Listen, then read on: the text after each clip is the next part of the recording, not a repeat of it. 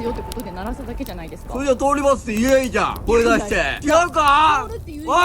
通るって言いましたけど。Was she right or was she wrong? A couple days ago, a Japanese woman posted a video to Twitter of an altercation with a middle-aged man grabbing her bicycle and screeching at her. Apparently, the woman was cycling to the hospital with her 2-year-old child when she rang her bell to alert the man that she was about to pass him. You know, everyday bicycle stuff. Except that it triggered a full-on meltdown with more to it than meets the eye. 脅しですよね。子供の前でそんなことを言わないでもらえます？なんで声出された？ちょっとどれぐらいって言えよ、お前。泣いちゃったんですけど、どうしてくれるんですか？この子まだ2歳ですよ。それがどうしたい？恫喝を受け、この子の生死に関わったらどうするんですか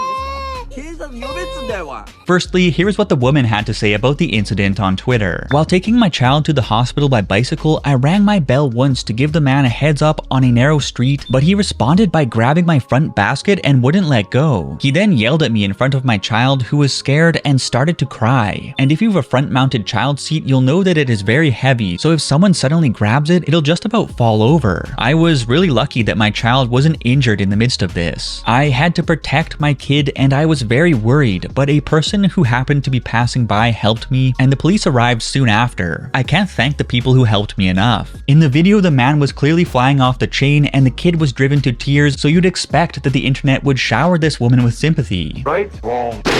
Instead, the woman got reverse Uno'd out of Twitter existence by angry Japanese netizens. And they actually made some pretty good points. Neither one of you has any common sense. This was an unsightly conflict. The mother is crazy too. I feel sorry for the kid. This makes me feel unpleasant. It's like you're using the child as a shield. I don't care who's worse or whatever, but it pissed me off that she took advantage of her kid crying. If you really care about what's best for your child, apologize and walk away.